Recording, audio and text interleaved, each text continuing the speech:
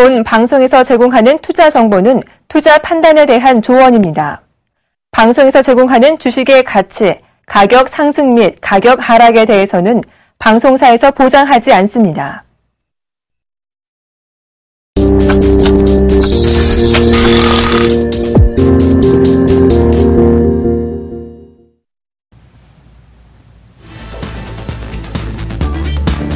안녕하십니까. 막상막하 투맨쇼의 예병군 멘토입니다. 안녕하십니까. 정지훈 멘토입니다. 정지훈 멘토님, 네. 오늘 하루 기분 어떠셨습니까? 그냥 그랬습니다. 예. 근데요? 아니, 제가 기분이 어떻습니까? 물어보시면. 네. 예병군 멘토님 기분이 어떠셨습니까? 이런 어떤 대화가 주고받아야 되는 거 아니겠습니까? 그죠? 당황하는 모습을 보고 싶었죠. 예. 예병군 멘토님 오늘 기분 어떠셨어요? 예, 저는 오늘 상당히 기분이 좋았습니다. 네. 저희가 이렇게 상대방의 기분을 물어볼 때, 그 대답을요, 좋았다. 그리고 오늘 괜찮았다라고 대답을 하게 되면 진짜 좋은 일이 생긴답니다. 그리고 그 괜찮은 일들이 생긴다고 하니까요. 모든 것은 마음먹은 대로 달려있다. 모든 것은 원하는 곳에 답이 있다는 그런 얘기들이 맞아떨어지는 것 같습니다. 그러니까 여러분들도 주식에서 성공할 수 있다. 자, 내가 큰 돈을 벌 수 있다. 이렇게 생각하시면서 이 프로그램 시청하시면 되겠습니다. 막상막하 투맨쇼 본격적으로 시작하도록 하겠습니다. 무슨 얘기 하시려고?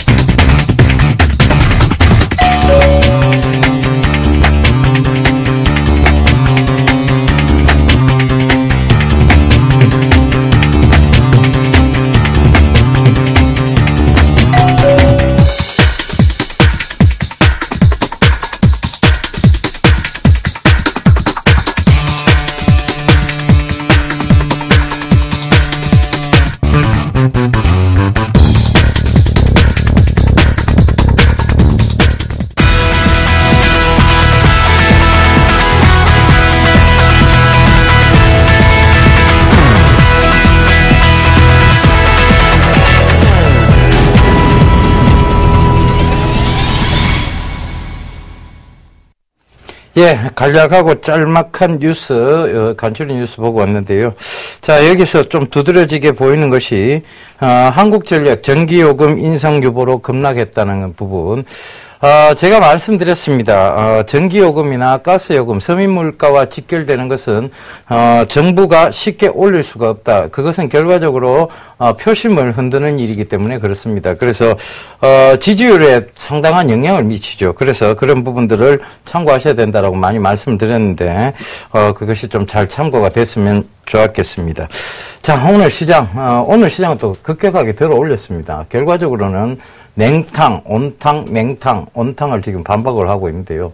이렇게 쉽게 냉탕, 온탕을 반복하면 쉽게 감기에 걸리고 체력에 지칠 것 같은데 우리 증시가 너무 좀 이렇게 급변하는 것이 아닌가 그런 생각이 좀 듭니다. 정준 멘토님, 네. 이런 냉탕, 온탕장 언제까지 좀 지속될까요?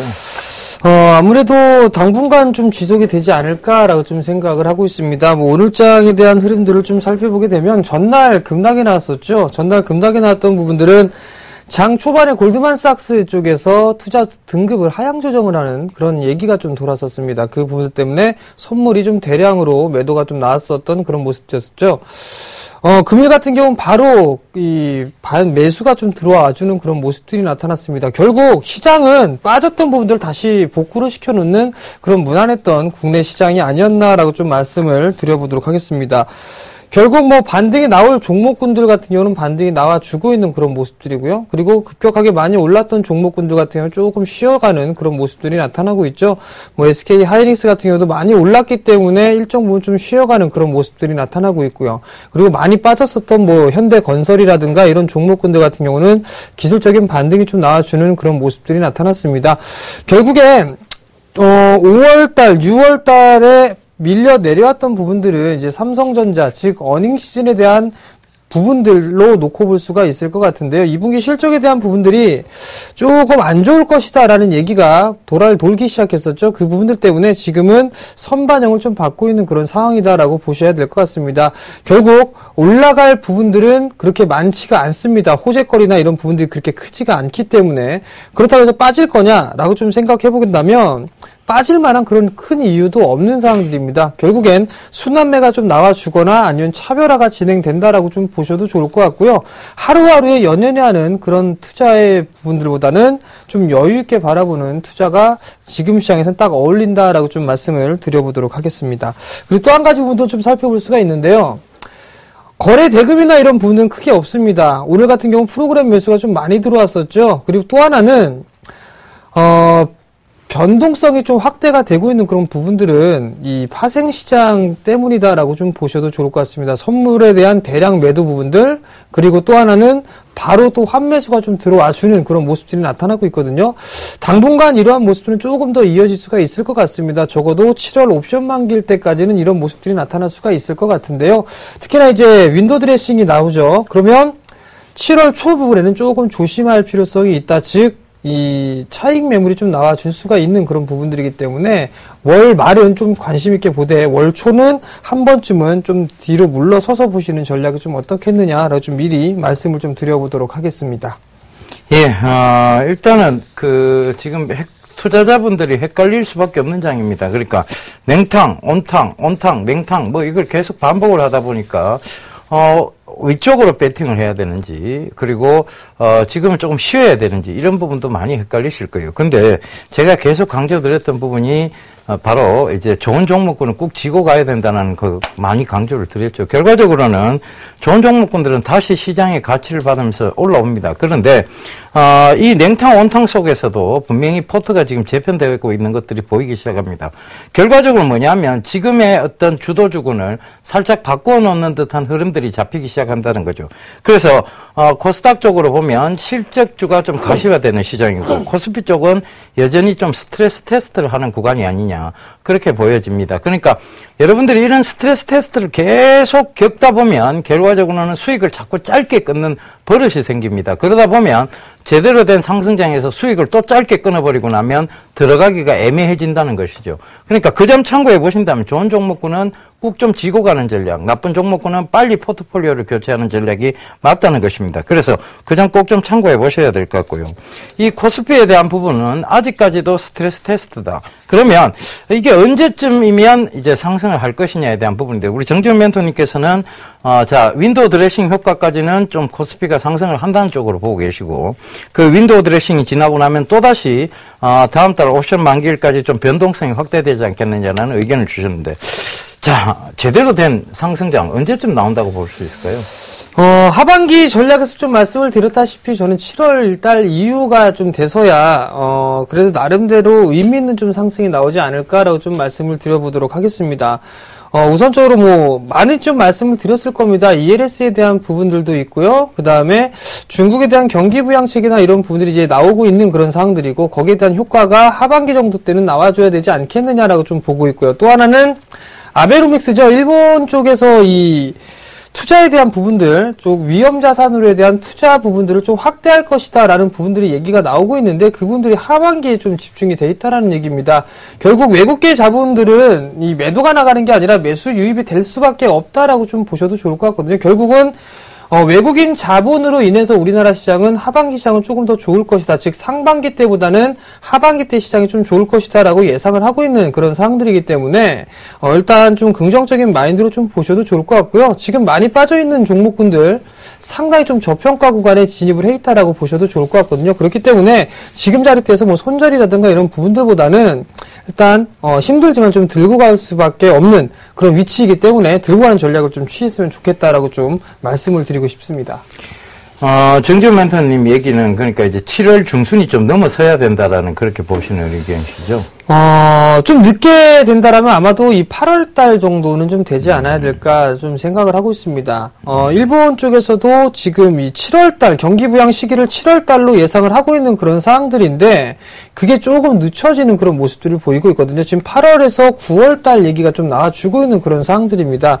결국엔 7월 달 같은 경우는 어닝 시즌에 대한 포커스를 좀 맞춰놓고 대응을 한다라면 종목장이 좀 되지 않겠느냐. 즉, 지수보다는 종목에 포커스를 맞춰야 되는 그런 전략이 좀 다가오지 않겠느냐라고 좀 보고 있는 그런 상황들이기 때문에 일단 종목에 좀 관심을 갖고 봐야 된다라고 좀 생각을 하고 있습니다. 예, 말씀 잘 들었습니다. 근데 이게 지금 두 가지로 우리가 요약을 좀 해볼 수 있습니다. 전체적으로 큰 시장으로 본다면 하나는 베어마켓 시장, 하나는 불마켓 시장을 좀 볼 수 있는데, 자, 이 황소가 이기느냐 곰이 이기느냐에 대한 부분입니다. 그런데 이 황소가 이길 수 있는 요인들은 지금 많이 나오고 있습니다. 그러니까 전체적으로 보면 세계 글로벌 증시가 지금 화랑에 들어가 있고, 그게 첫 번째 요인이 되겠죠. 그다음 두 번째가 중국 경기가 좀 살아 들어오고 있습니다. 그게 두 번째 요인이 될 테고, 세 번째가 외국계 자본들, 그러니까 지금 이웃 나라만 해도 마이너스 금리 상태고 제로 금리 상태죠, 그죠? 그리고 유럽 같은 경우에는 마이너스 예금 금리 상태로 들어갔고, 그러면 위험 자산으로 옮겨온다라는 부분도 어떤 세 번째 요인이 될 수 있겠습니다. 그러니까 즉 결과적으로 말하면 와다나베 부인, 스미스 부인들이 한꺼번에 들어오신다는 얘기죠. 그죠? 들어온다면 결과적으로 우리나라 주가 정신은 충분히 부양책이 될 것 같은데 이것이 맞물려야 되는 게 있습니다. 그게 뭐냐면 바로 정부 정책이죠. 정책과 같이 맞물려서 돌아가야 되는 부분인데 그러다 보면 코스닥 쪽이 먼저 강한 흐름들을 보일 거예요. 그 다음에 코스피가 이제 그 길을 타고 올라오는 그런 장면이 될 텐데 자, 이게 언제 올라올지는 모르겠습니다. 지금까지도 보면 글로벌 증시를 비교해보면 우리나라가 분명히 디커플링으로 간 건 맞습니다. 그래서 늘 올라오겠다라고 생각되는 구간에서 어김없이 매도가 나오면서 그 부분에서, 즉 박스권 상단 부분에서 펀드 환매라든가 이런 여러 가지 제한적 요소들 때문에 무너져 내려왔습니다. 그런데 이게 몇 번이나 부딪혔어요. 그러다 보면 이미 어느 정도 매물대는 많이 소화됐다라고 봐야 되고, 소화됐다라고 본다면 이제 대세 상승, 즉 박스권을 뚫고 가는 상승장의 흐름은 곧 조만간에 잡힐 것이라는 생각도 듭니다. 그 점 참고해 보셔서 조금만 더 인내를 가시고 참고 견디시면 좋은 장이 오리라. 즉 앞부분에도 말씀드렸습니다만 긍정적 생각이 바로 큰 수익을 가져다 줄 것이라는 생각하고 있습니다. 그 점 꼭 좀 참고하셨으면 좋겠습니다. 자, 오늘 장 이제 짚어봤고요. 오늘 장 들었다 놨다 했던 특징 종목군 살펴보고 가도록 하겠습니다. 화면으로 살펴보시겠습니다. 예, 첫 번째 종목이네요. S-오일. 예. 구도일이라고 표현되는 이 S-오일. 자, 이 S-오일을 들고 나온 이유는 이 정유 쪽에서 오늘 조금 흐름들이 다 괜찮았습니다. SK이노베이션부터 시작해서 S-오일, 대한유화, 그다음에 GS 이런 종목군들이 다 상승을 했죠. 이 이유를 좀 살펴보자면 시장에서 아마 뉴스로 보셨을 수도 있습니다만 저희가 한 번 더 짚어드리도록 하겠습니다. 미국이 40년 만에 비정제유를 수출하는 것을 허용했습니다. 이런 부분이 바로 우리가 여러 가지 그러니까 수입하는 수입처를 좀 많이 확보를 한다. 그러면 가격 경쟁력을 서로 좀 부추길 수 있고 그러다 보면 수입 원가가 좀 떨어지는 그런 효과를 가져올 것이다라는 그런 부분들이었습니다. 그래서 국내 정유사가 수입처가 다변화된다는 것은 결국은 긍정적인 시각에서 바라봐야 되고요. 그 점이 바로 이런 부분을 차지하는 것 같습니다. 그런데 이게 정식적으로 허용된 것은 아니에요. 그러니까 법제적으로 허용된 부분이 아니라 어느 회사에서 이루어진 부분이고 이것을 전면적으로 확대 시행하는 것 같지는 않습니다. 그래서 이걸 너무 시장에서 크게 확대해서 갈 필요는 없다라는 기사도 지금 나오고 있는데요. 자, 정유주가 너무 움츠려 있다가 이제 조금 이런 산발적 기사에도 조금 강하게 오르는 모습입니다. 이것이 뭐 어떤 정유주의 앞의 흐름을 어떻게 좀 바꿔놓을 수 있을 만한 사안인지 좀 정재현 멘토님께 여쭤보도록 하겠습니다. 예, 뭐 지금 SOE 같은 경우는 많이 빠졌었습니다. 지금 52,000원대까지 밀려 내려왔었는데요. 결국에는 지금 이 자리대가 바닥이냐 아니냐는 조금 더 지켜봐야 되지 않겠느냐라고 좀 말씀을 드려보도록 하겠습니다. 보통 이 정제 마진 스프레드가 좀 많이 되려면 유가, 즉 두바이 유가 기준이 약 120달러가 넘어서는 그런 모습들이 나타나줘야지만 정제 마진에 대한 부분들 이득이 좀 많은데요. 지금 차트를 보시게 되면 유가입니다. 두바이 유가의 주봉 차트를 좀 보실 수가 있을 것 같은데요.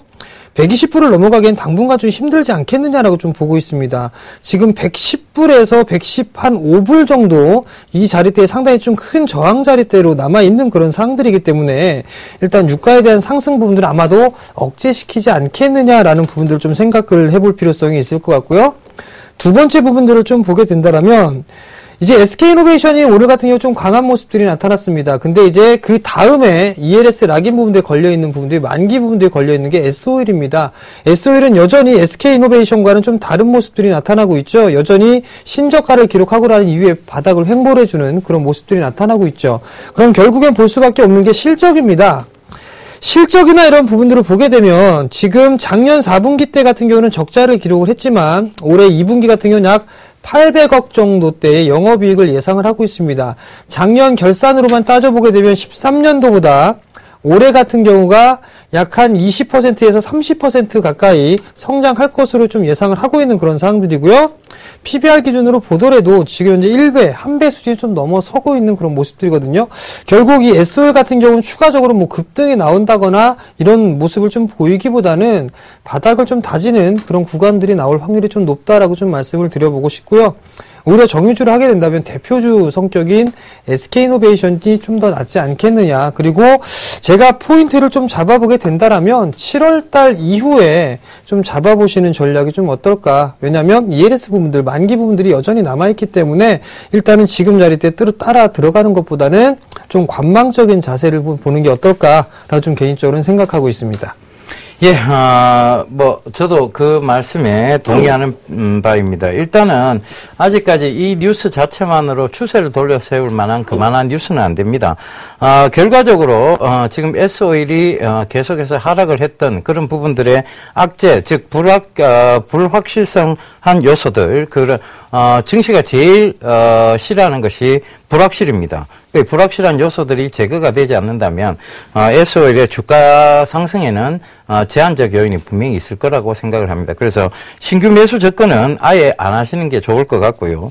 만약에 여기서 들고 계신 분이 계신다면 조금 중기적으로 조금 더 지켜보셔야 된다. 즉 관망하셔야 된다는 의견을 좀 드리고 싶습니다. 그 점 꼭 좀 참고하셔서 대응하셨으면 좋겠습니다. 자, 두 번째 특징 종목 보겠습니다. 예, OE 솔루션입니다. 이 OE 솔루션은 저희 정혜사단이 한참 얘기를 많이 했었습니다. 여러분들께 강조도 많이 드렸고, 바로 사물 인터넷 시장에서 꼭 지켜봐야 할 통신 장비 쪽이다라는 얘기도 많이 드렸는데요. 자, 이 OE 솔루션 좀 얘기 좀 해주시죠. 이제는 거의 바닥을 이제 치고 이제는 본격적으로 올라온다고 봐야 되지 않겠습니까? 예, 그렇다고 좀 봐야 되지 않겠습니까? 라고 말씀을 드리고 싶습니다. OE 솔루션 같은 경우를 좀 보게 된다면 신규 상장을 하고 난 이후에 지속적으로 박스권역에서 모습을 좀 보이고 있는 그런 상황들입니다. 뭐 상단권역으로 보게 된다면 2만원 자리대를 좀 볼 수가 있을 것 같고요.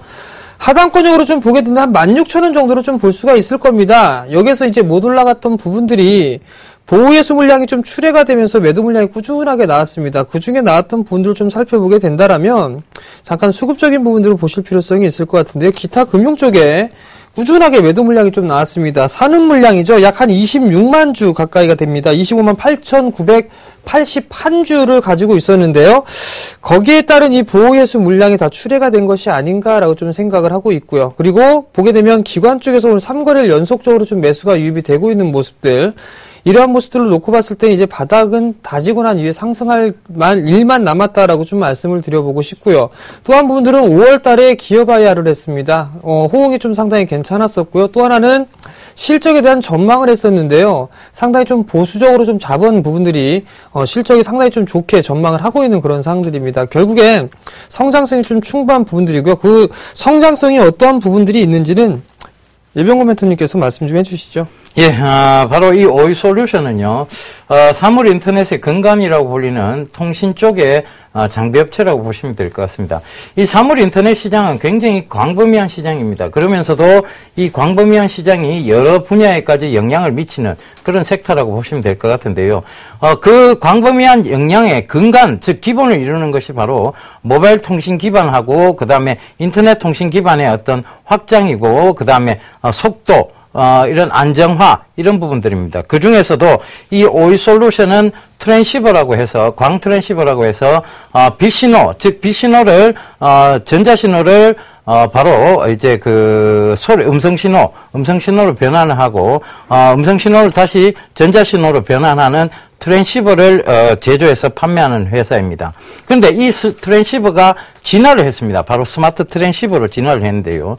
이 스마트 트랜시버는 조금 더 걸러서 필터링 역할을 조금 더 많이 한다라고 보시면 되겠죠. 이 필터링 역할을 많이 하는 이 스마트 트랜시버가 결과적으로는 지금 시장에서도 주목을 받고 있고, 이 스마트 트랜시버에 대한 부분은 고수익적인 측면입니다. 즉 고부가가치 제품이죠. 이 고부가가치 제품의 신제품이 성장성을 갖추어 나가고 있다는 점입니다. 그렇다면 지금 기존의 재고 물량인 바로 이 광 트랜시버도 통신 쪽에서 꼭 필요한 부품 장비이고, 이 스마트 트랜시버도 앞으로 더욱더 성장성을 갖춘 부분이라면 이 회사는 안 갈래야 안 갈 수가 없는 섹터라고 보시면 될 것 같습니다. 그래서 계속 지속적으로 좀 관심을 가지셔야 될 것 같고요. 무선 데이터가 계속 증가하고 있습니다. 여러분들 지금 게임도 많이 하시고 친구들과 카톡도 많이 하시고, 그 다음에 바로 친구들 밴드 이런 것도 많이 하고 계시죠. 그러면서 이 무선 데이터가 증가가 많이 되고 있는데요. 여기에 성장성까지도 염두를 해 두셔야 될 것 같습니다. 바로 WBH 시장인데 이 시장이 굉장히 지금 크게 성장하고 있다는 점, 그래서 참고해 보신다면 이 오이 솔루션을 조금 더 지속적으로 주목해 보실 필요가 있다라는 얘기도 덧붙여 말씀드리도록 하겠습니다. 자, 지금까지 오이 솔루션 살펴봤고요. 세 번째 특징 종목 살펴보고 가도록 하겠습니다. 예, 세 번째 종목 어버브 반도체입니다. 바로 9,000원 초반대에서 아침 프로그램이죠. 역전의 명수 시간대 제가 강조를 드렸던 종목이고, 지금 어버브 반도체가 굉장히 좀 강하게 올라오고 있습니다. 그런데 이 어버브 반도체 이름으로 들어보면 어버버한 이름이 좀 그렇습니다. 그죠? 그런데 주가는 참 잘 올라오고 있습니다. 사물 인터넷의 어떤 대장주격 역할을 하고 있지 않느냐 싶은데요. 바로 이 회사는 사물 인터넷용 마이크로 컨트롤러 유닛이라고 해서 MCU라고 하죠. 그 MCU 칩을 생산하는 칩에 대한 설계를 하는 회사이고, 전형적인 팹리스 회사라고 보시면 될 것 같습니다. 사물 인터넷 시장이 또 꿈틀꿈틀하고 있습니다. 이 시장에 대한 급성장이 예고되고 있는데요. 자, 이 어버브 반도체, 예, 이거 조금 더 갈 수 있을까요? 지금 굉장히 좀 고점까지 올라온 것 같은 느낌도 있는데요. 네, 충분히 상승을 할 수 있다라고 보셔도 좋을 것 같습니다. 가장 큰 부분들을 보게 되면 사물 인터넷에 대한 최대 수혜주도 분류가 되고 있는 그런 사항들이고, 집중적으로 좀 현재 포커스를 좀 받고 있습니다. 사물 인터넷 기본 계획 발표를 얼마 전에 했었죠. 거기서 이제 옥석가리가 좀 진행된다라고 좀 보셔도 좋을 것 같은데요. 여기에서 이제 어버브 반도체가 조명을 받고 있는 그런 모습들이 보여지고 있습니다. 수급만 보더라도 상당히 단순하게 공격적으로 좀 매수가 유입되고 있다라는 거, 외국인 기관 쌍끌이로 좀 매수를 해주고 있다라는 부분들이겠죠. 결국엔 실적이 나오고 있는 그런 기업에다가 성장성까지 겸비를 해주고 있는 그런 모습들이기 때문에 추가적인 상승 또한 충분히 좀 나올 수 있다라고 좀 보셔도 좋을 것 같습니다. 예, 바로 이 사물 인터넷 시장, 지금 또 꿈틀대고 있습니다. 여러분들 좀 주목을 해보셔야 될 거고, 사물 인터넷은요, 이제 2단계를 넘어갔다라 2단계까지 왔다라고 보시면 될 것 같습니다. 그 결과적으로, 지금 1단계에서 가장 강하게 치고 올라오던 효성 ITX 단계를 넘어서서 이제는 2단계 업체들이 자꾸 속속 등장하고 있고, 그것이 기본이 되는 업체들, 즉, 팹리스 업체라든가 이런 반도체 설계 업체들, 그 다음에 통신 장비 쪽에 기본이 되는 제품들, 그러니까 트랜시버 업체라든가 이런 회사 회사들이 지금 사물 인터넷 시장이 계속 논의가 되고 있고, 그리고 소프트웨어 시장까지 논의가 되고 있다는 점도 참고로 해보셨으면 좋겠습니다. 이제 가시화가 되기 시작했다는 거죠. 그러면 이제 실질적 대장주들이 분명히 나올 거예요. 그 실질적 대장주를 찾아야 될 것이고, 그 찾는 과정은 저희가 막상막하 투맨쇼를 통해서 여러분들께 꼭 알려드리도록 하겠습니다. 그럼 지금까지 오늘장 특징 종목 살펴봤고요. 우리 멘토들 수익률 점검 한번 살펴보고 가도록 하겠습니다. 자, 화면으로 오늘의 수익률 확인해 보시겠습니다. 6월 26일 목요일 막상막하 투매쇼 포트폴리오 수익률 확인해 보겠습니다. 먼저 예병군 멘토의 포트폴리오입니다. 현재 포트에는 총 4종목 편입됐는데요. 오늘장 S넷 1.16% 상승 마감하면서 현재 3.6%의 수익률 기록하고 있습니다. 전 종목 보유 의견 주셨습니다. 이번엔 정재훈 멘토의 포트폴리오입니다. 한국토지신탁 종목을 탄력 둔화 원인으로 내일장 2,185원에 매도 의견 주셨고요. 중앙백신 역시 내일장 12,800원에 매도 의견 주셨으니까요. 전략에 참고하시기 바랍니다. 이번에는 포트폴리오 수익률 베스트입니다. 오늘장 수익률 베스트 먼저 2위부터 확인해 보겠습니다. 정재훈 멘토의 YB로드가 16.8%로 새롭게 2위 자리로 등극했고요. 3위는 조민규 멘토의 SK이노베이션이 13.4%를 기록하고 있습니다. 4위는 김선윤 멘토의 광동제약이 13%로 한 단계 하락한 모습이고요. 5위는 조민규 멘토 유니테스트가 6.8%를 차지하고 있습니다. 그렇다면 오늘장 막상막하 투매쇼 수익률 베스트 1위는 과연 누가 차지했을까요? 정동훈 멘토의 테크윙이 25.3%를 기록하며 1위를 차지하고 있습니다. 이번에는 누적 수익률 베스트입니다. 1위는 정재훈 멘토가 차지했습니다. 누적 수익률 99.7%를 기록하고 있고요. 정동훈 멘토가 65.1%로 2위를, 조민규 멘토가 60%로 3위를 기록하고 있습니다. 마지막으로 막상막하 투매쇼 명예의 전당입니다. 정재훈 멘토의 삼화 네트워크스가 금메달을 획득하고 있고요. 은메달은 예병군 멘토의 바태기, 동메달은 정동훈 멘토의 컴투스가 명예의 전당을 빛내고 있습니다. 여러분들의 수익률을 책임지고 있는 막상막하 투매쇼. 과연 내일장 포트폴리오에서는 어떤 순위 변동률이 생길지 멘토들의 내일장 수익률도 기대해 주시기 바랍니다.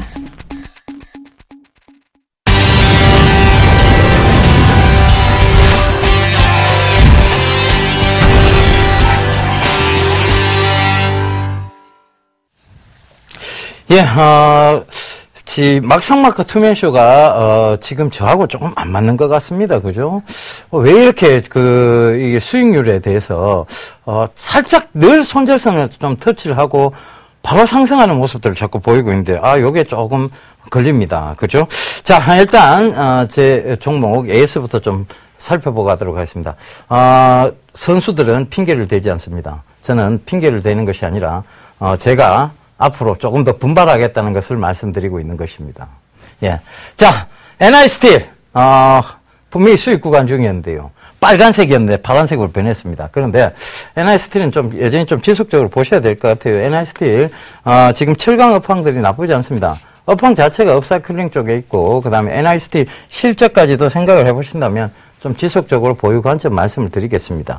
자, 한국큐빅 수익권에서 또 이것도 손실권역으로 들어갔는데요. 일단 한국큐빅도 전체적으로 보신다면 좀 중장기적 투자 관점으로 보셔야 된다 하는 거 다시 한번 강조드리겠고요. SL, S넷은 둘 다 지금 S들은 잘 나가고 있네요. 그죠? S들은 잘 나가고 있는데 자, 여기 뭐 하나 빠졌습니다. 그죠? 바로 동성홀딩스인데요. 이 동성홀딩스가 금일 전날이죠. 전날 손절가를 살짝 터치하고 손절이 돼버렸습니다. 그런데 이 동성홀딩스 금일 또 올랐죠. 그죠? 희한합니다. 이게 희한하게 손절선을 딱 터치하고 나면 어김없이 오르는 이런 모습들을 보이고 있는데요. 오늘 약 4%대는 급등이 또 나왔어요. 희한하죠. 이게 요번 프로그램 때 제가 개편하고 나서 조금 엇박자를 타고 있는 듯한 그런 모습을 보입니다. 결국은 올라오는데 늘 보면 손절선을 터치해놓고 올라옵니다. 그러니까 자꾸 수익률이 조금 떨어지고 있는 것 아닌가 그런 생각이 드는데 핑계대지 않겠습니다. 조금 더 분발하고 조금 더 신중히 잡을 수 있도록 노력하도록 하겠다는 거 약속드리겠습니다. 자, 그러면 오늘 진짜 좀 신중하게 여러분들께 드릴 예각 기법의 철저에 의한 종목, 자, 히든카드 키워드부터 좀 살펴보고 가도록 하겠습니다.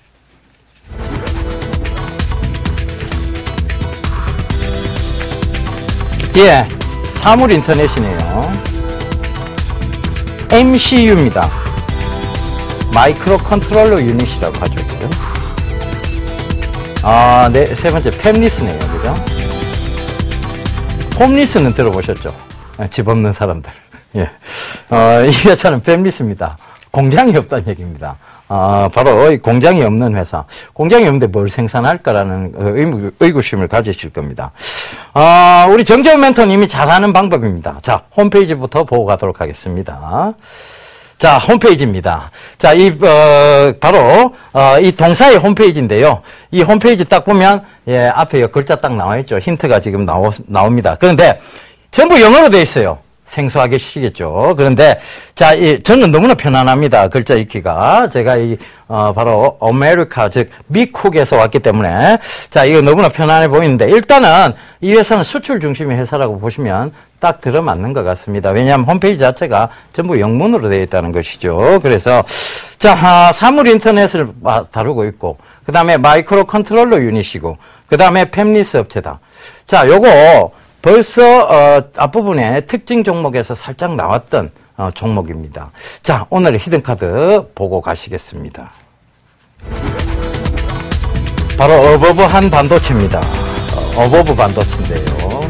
이 어버버한 반도체가 지금 잘 올라오고 있습니다. 이유는 이 어버버하지 않다는 것이죠. 그죠? 어버버한 게 아니고 바로 정말 어떤 굉장히 고부가 가치 영역에 있다는 것입니다. 팹리스라는 것은 결과적으로 뭐냐면, 홈리스는 굉장히 나쁜 개념이에요. 그죠? 근데 팹리스는 나쁜 개념이 아닙니다.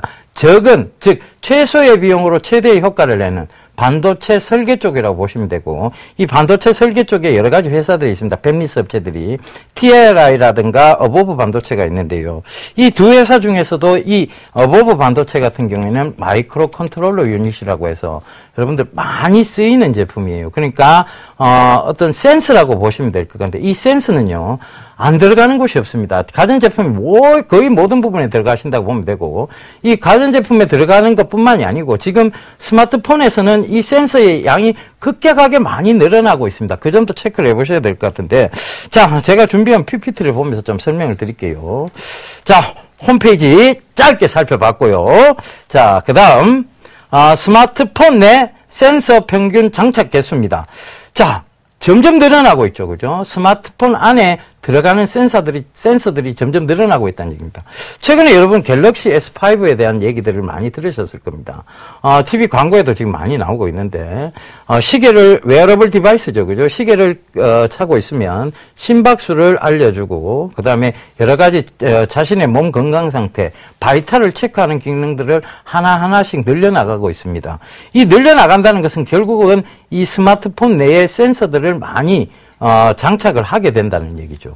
여러분, 온도, 우리가 흔히 이 손목시계 하나만으로, 바이탈을 체크할 수 있는 것이 온도, 그리고 이걸 조금, 좀 확대 해석해 보자면 혈압, 그 다음에, 지금 심박수, 이런 것들로, 조금 압축이 될 수 있겠습니다. 그런데 이런 것들이 되려 그러면 이 스마트폰 내에 센서가, 평균 장착 횟수가 이렇게 계속 늘어날 수밖에 없다는 것입니다. 이 센서가 늘어난다는 것, 즉, 마이크로 컨트롤러 유닛이 늘어난다는 얘기겠죠. 그래서 그 부분도 참고를 해보셔야 될 것 같고. 자, 이 마이크로 컨트롤러 유닛의 구조입니다. 자체 IP 개발 능력을 지금 보유하고 있는 것이 동사인데요. 여러분 지금 잘 보시면 ADC, CPU, DCA라고 해서 LED, 결국은 센서죠. 그죠? 그리고 파워 쪽에 사운드, 플래시 메모리, 이런 쪽, 다 센스로 움직입니다. 이 센서가 바로 마이크로 컨트롤러 유닛에 의해서, 움직여진다라고 보시면 될 것 같습니다. 바로 이 모바일 센서인데요. 이 모바일 센서의 반도체 칩을 설계하는 것을, 그 설계 기술을 보유하고 있는 회사입니다. 국내 유일하죠. 그죠? 그래서 그 부분도 좀 참고를 해 보셔야 될 것 같고요. 자, 이 MCU, 즉 마이크로 컨트롤러 유닛의 적용 제품입니다. 3D 안경부터 시작해서 가스레인지, 여성분들이 좋아하는 고데기, 내비게이션, 도락, 리모컨, 멀티터치 판넬, 로봇 장난감, 백색 가전, 블랙박스, 스마트폰, 온도 조절기, 전자레인지, TV, 예, 더 이상 못 짚고 넘어가겠습니다. 너무 많죠, 그죠? 전체적으로 보면 가전제품이 거의 다 들어간다라고 보시면 될 것 같습니다. 앞으로 이 센서는 점차 늘어날 거예요. 뭘로? 바로 사물 인터넷 시장과 더불어서 말입니다. 이 사물 인터넷 시장은 이것들을 다 연계시킵니다. TV와 도락을 연계시킬 거고요. 그렇죠? TV하고 도락. 결과적으로는 우리 집 앞에 누가 있는지가 TV로 바로 보여지는 그런 사물 인터넷이 된다는 거예요. 그죠? 그 다음에 이 무선 키보드, 스팀 다리미 이것만 봐도 유아 자동차 이런 모든 것들이 사물 인터넷, 즉 유아 자동차를 따라다니는 로봇 장난감 이렇게 생각해 보셔도 결과적으로는 이건 사물 인터넷 시장입니다. 전체적으로 확대가 해석해서 볼 수 있습니다. 그 시장의 센서들, 즉 마이크로 컨트롤러 유닛을 설계하는 회사, 그 제품을 설계할 수 있는 그 기술력을 보유한 회사, 바로 어버브 반도체죠. 그죠? 어버브 반도체인데.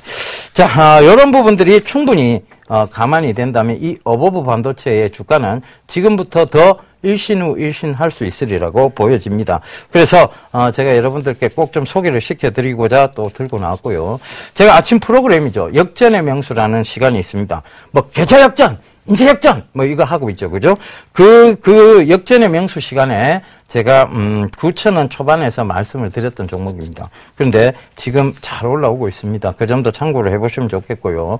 자, 저는 더 간다라고 보고 있고 거기에 대한 확신도 있습니다. 그래서 꼭 좀 참고를 해보셨으면 좋겠고요. 자, 이 사물 인터넷 관련 바로 어버브 반도체 전체적으로 보면 이 사물 인터넷의 근간, 즉 이 바로 팹리스 업체의 어떤 특성 그리고 실적 이런 것들을 감안해 본다면 지금 여러분들께서 충분히 관심 가져도 좋다고 말씀드리겠습니다. 자, 그러면 차트를 보면서 가격대 살펴보고 가도록 하겠습니다. 예, 자, 차트 보겠습니다. 자, 어버브 반도체요. 깜짝 놀라셨죠? 제가 이걸로 방금 똥똥 두드렸습니다. 여러분들의 주의를 환기시키기 위해서. 자, 어버브 반도체 보겠습니다. 지금 오늘 550원 올랐어요. 6% 정도 올랐어요. 그런데 자, 이제 본격적인 상승으로 들어간다고 봐야 될 것 같습니다. 고점대 영역을 돌파하리라고 분명히 보여지고요. 지금 거래량으로 봐도 고점대 충분히 돌파할 수 있다는 확신이 듭니다. 그래서 여러분들께 반드시 오늘이라도 소개를 시켜드려야 되겠다는 생각을 했고, 자, 이렇게 거래량은 줄면서 주가는 올라가고 있다. 뭐라고요? 호구. 호랑이가 입을 딱 벌리고 있다고 해서 이걸 호구 패턴이라고 말씀을 드렸습니다.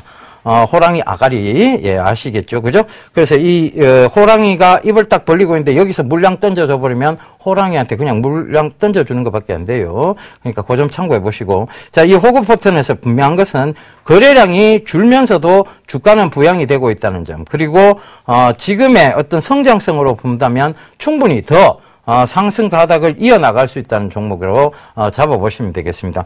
사물 인터넷에서 이제 막 시작됐습니다. 근데 이 근간을 이루고 있는 회사, 즉 마이크로 컨트롤러 유닛을 바로 자체 개발 생산할 수 있는 그런 설계를 할 수 있는 회사, 그것이 바로 이 어버브 반도체이고, 그런 측면에서 본다면 지금 관심을 가지셔야 될 것 같습니다.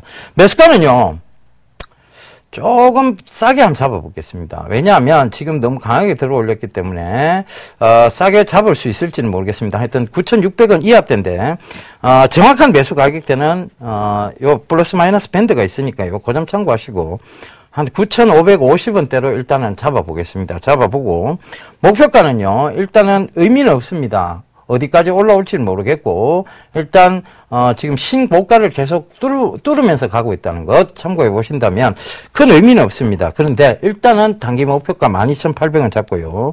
손절가는 타이트하게 좀 잡고 가겠습니다. 8,740원인데요.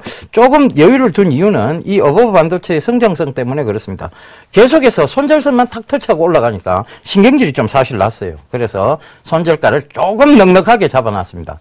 우리가 손절 터치하면 조금 타격이 크죠. 근데 절대 터치 안 하리라 보여집니다. 그 점 참고하셨으면 좋겠고. 자, 이 사물 인터넷 시장 확대되고 있습니다. 그리고 이제 다시 주목받기 시작합니다. 이 동사 주목해 봐야 되겠죠. 지금까지 예병군의 히든카드 어버브 반도체였습니다.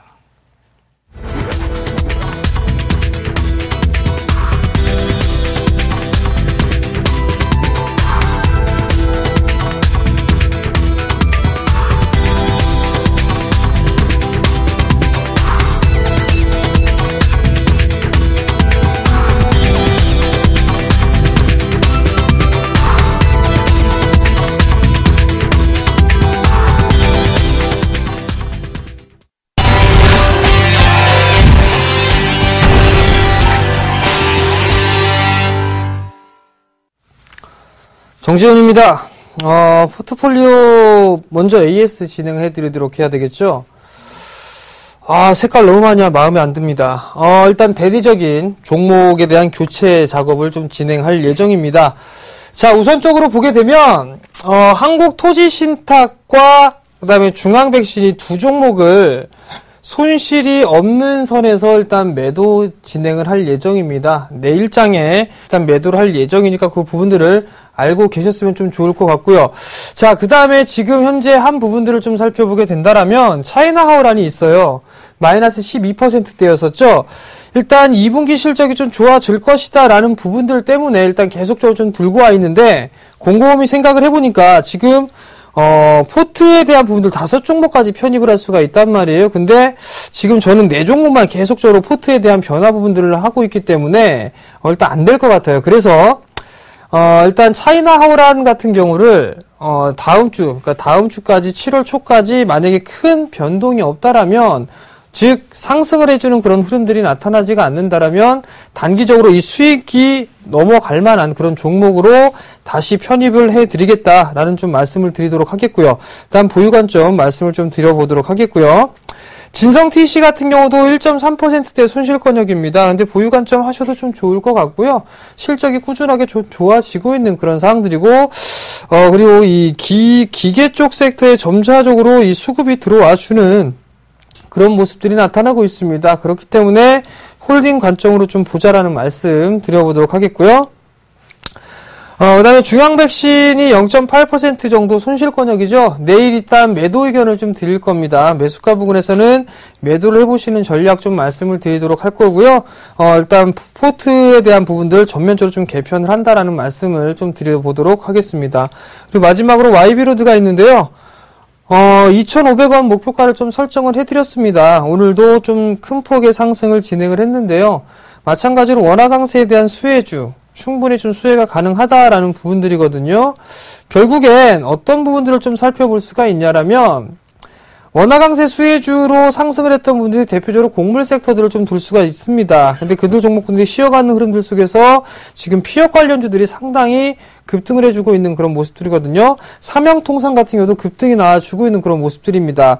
YB로드 또한 마찬가지로 충분히 상승을 할 수 있다라는 거 실적을 기반으로 하고 있고 원화 강세에 대한 수혜가 충분히 나타날 수가 있기 때문에 보유 관점으로 보자라는 말씀 드리도록 하겠습니다. 자, 그럼 포트폴리오 AS는 여기까지 진행하도록 하겠고요. 내일장 공략해볼 만한 종목 키워드부터 살펴보도록 하겠습니다. 첫 번째는요, 폐기물입니다. 일명 쓰레기라고 하죠. 두 번째는요, 정부 정책이 있습니다. 세 번째는요, 증설 부분들을 보실 수가 있겠네요.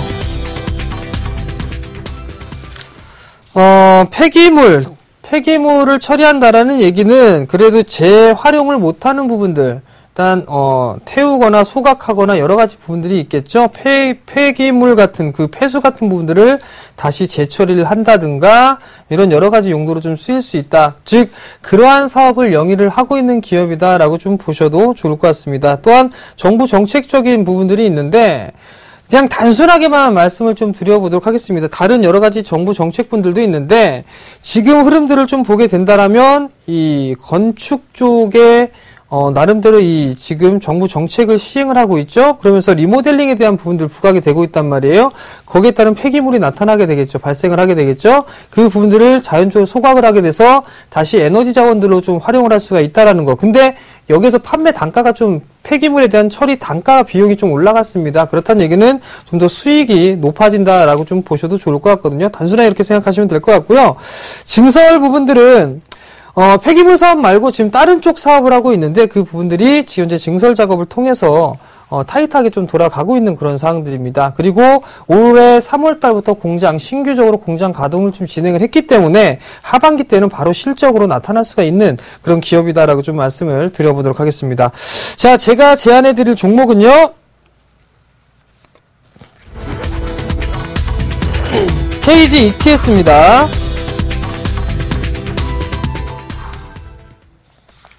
자, 이제 하나씩 살펴보면서 말씀을 좀 드려보도록 하겠습니다. 자, 이 KG ETS는요, 2010년입니다. KG그룹에서 인수를 했는데요. 지금 인수된 KG ESK라는 기업이 있습니다. 과거 이 프랑스 기업이었었거든요. 베올리아라는 기업이 있습니다. 폐수 처리 업체인데요. 상당히, 이 폐수 처리 쪽으로 상당히 유명한 기업이었습니다. 저도 조금 알고 있는 그런 기업인데, 그 베올리아의 투자로 좀 설립된 기업이었었습니다. 근데 시화산업단지 내에서 에너지 사업을 좀 영위를 했었는데요. 2011년 KG 에너지가 합병을 해서 세운 기업이 바로 KG ETS다라고 좀 보셔도 좋을 것 같습니다. 자, 하나씩 보면서 말씀을 좀 드려보도록 하겠습니다. 홈페이지입니다. 좀 전에 예병 코멘트하고는 조금 차원이 다를 겁니다. 딱 보면 이 홈페이지구나라는 거. 영어 시청자분들께서 수월하게 보실 수 있는 뭐죠? 유한자원을 무한자원으로 창조하여 지구 환경 보전에 이바지하는 기업. 즉, 쓰레기를 처리하는 업체구나라는 부분들 말씀을 좀 드려보도록 하겠습니다. 홈페이지가 이 정도는 돼야죠. 깨끗한 지구. 그죠? 넘어가도록 하겠습니다. 자, 주요 사업을 보시게 된다면요. 환경 사업을 중점적으로 좀 영위를 하고 있습니다. 근데 여기서 폐기물에 대한 수집, 그리고 처리를 하고 폐기물 분석을 하고 있는 그런 사항들이거든요. 여기에서 소각열을 발생을 해서 신재생 에너지 사업을 영위를 하고 있습니다. 스팀이나 전력 생산을 하고 있는데요. 지금 시화공단에 위치를 하고 있는데요. 섬유업체에 스팀열을 공급을 하거나 전기를 공급을 한다라고 좀 보셔도 좋을 것 같습니다. 또한 폐 자원을 활용을 해서 전자 소재 사업을 진행을 하고 있는데 이 부분들은 점차적으로 좀 말씀을 드려보도록 하겠습니다. 결국 사업 비중을 보시게 되면 환경 쪽에 32%대를 차지하고 있고요. 최근에 관심이 좀 많아진 에너지 사업의 43%, 신소재 사업의 약 25% 사업을 영위를 하고 있습니다. 아주 중요한 사업만 영위를 하고 있다라고 좀 보셔도 좋을 것 같습니다. 자, 글로벌 폐기물 및 폐수 관련된 시장을 좀 보게 되면 연 평균 10% 이상씩 성장을 해주고 있는 그런 모습들이 나타나고 있습니다. 뿐만 아니라 좀 전에 정부 정책에 대한 부분들을 말씀을 드렸을 겁니다. 정부 정책, 즉, 이 리모델링에 대한 부분들, 리모델링을 하게 되면 폐기물이 나올 것이고요. 소각을 하게 되겠죠. 거기에 대한 판매 단가가 비용이 조금 더 올라가는 그런 모습들이 있습니다. 그렇다면 좀 더 높은 마진을 얻을 수가 있겠다라고 좀 보셔도 좋을 것 같거든요. 결국 꾸준하게 폐기물 시장은 캐파가 증설이 늘어나고 있다라는 부분들을 보셔야 될 것 같습니다. 시와 멀티 테크노밸리라고 지금 진행을 하고 있는 상황인데요. 2016년경에 완공이 됩니다. 근데 지금 현재 이 KG ETS 재활용 공장, 에너지 공장 같은 경우는 시와 공단 내에 위치를 해 있는 상황들이고요.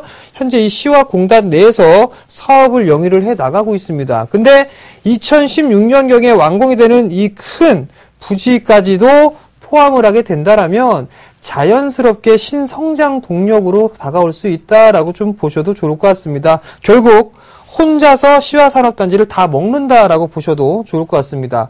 시화산업단지 내 섬유나 화학업체 추이를 보시게 되면 꾸준하게 증가가 되고 있죠. 이 얘기는 무슨 얘기냐면 재처리를 해서 스팀이나 열을 공급할 수 있는 기업의 숫자가 늘어난다라는 얘기는 지금 많이 일거리가 늘어난다라는 부분들이죠. 에너지를 수거를 해서 다시 넘겨줄 곳이 상당히 많다라고 보셔야 될 것 같습니다. 결국엔 성장성이 좀 충분히 남아있다라고 좀 보셔도 좋을 것 같고요. 또 한 부분들은 이 소재 사업이라는 말씀을 좀 드렸을 겁니다. 폐기물을 활용을 해서 다시 이 산화동 시장 쪽에 지금 사업을 영위를 하고 있는데요.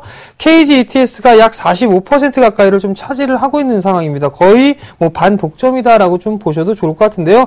폐기물 처리 같은 경우 특수한 이 특수 용액제, 액제 같은 경우는 지금 처리를 할 수 있는 기업이 KG ETS가 유일한 그런 기업이다라고 좀 말씀을 드려보도록 하겠습니다.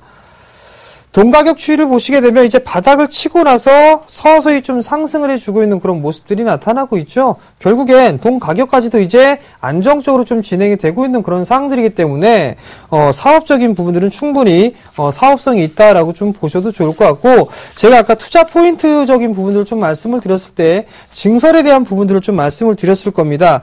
현재 이 산화동 캐파 수준은 약 3,200톤 수준이었었습니다. 연간. 근데 좀 더 수요가 늘어날 것이다라는 분들 예측을 해서 작년 9월 달에 약 100톤 규모의, 월 100톤 규모의 황산동을 캐파를 좀 증설을 완료를 했고요. 올해는 약 200톤 가까이 추가적으로 좀 증설을 할 예정입니다. 우선 증설 설비가 3월 달부터 가동이 된 그런 사항들이기 때문에 충분히 사업성은 있다라고 좀 보셔도 좋을 것 같고요. 다각화된 안정적인 매출처를 확보를 하고 있다는 얘기입니다. 한두 개 회사가 아니라 여러 가지 회사에 지금 매출처를 확보하고 있다는 것, 결국 사업부별 실적 추이를 보시게 되면 이 세 개 사업이 고른 성장이 가능하다라는 얘기입니다. 한 개 사업이 잘 되는 게 아니라 이 세 개 사업 자체가 전부 다 잘 된다라는 점, 그러면 꾸준하게 성장이 가능하겠다라는 분들 말씀을 드려보도록 하겠습니다. 자, 그럼 차트를 보시면서 말씀을 좀 드려보도록 하겠습니다. 자, KG ETS를 좀 보실 수가 있을 것 같은데요. 자, 일봉 차트를 보시게 된다라면 작년 2013년 7월 달이었었죠. 신규 상장을 좀 진행을 했죠. 신규 상장을 하고 난 이후에 꾸준한 모습들로 박스권역의 좀 모습을 기록을 하고 있습니다. 전고점 자리대를 보시게 된다라면 약 5,600원 자리대, 그리고 바닥권역은 한 4,400원 정도대입니다. 일단 이 박스권역은 충분히 돌파를 해줄 수 있는 그런 주가의 흐름들이 나올 수 있다라고 좀 예상을 하고 있습니다. 자, 가격적인 전략을 말씀을 좀 드려보도록 하겠는데요. 오늘 종가가 5,120원이었습니다. 매수 포인트를요, 조금 밀리는 가격대에 약 5,050원 정도를 매수 포인트를 좀 잡아드리도록 하겠고요. 목표가는 일단 1차적으로 짧게 5,600원, 전고점 자리죠. 5,600원을 제시를 해드리도록 하겠고요. 손절 가격은요, 4,600원을 제시를 해드리도록 하겠습니다. 자, 지금까지 정재훈이었습니다.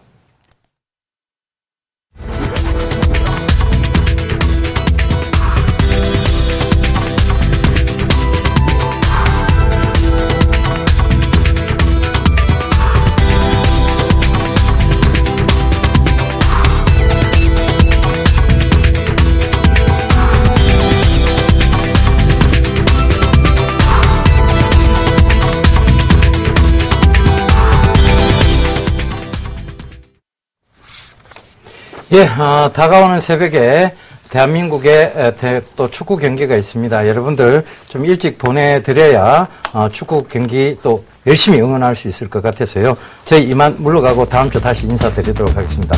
지금까지 시청해 주셔서 대단히 감사합니다.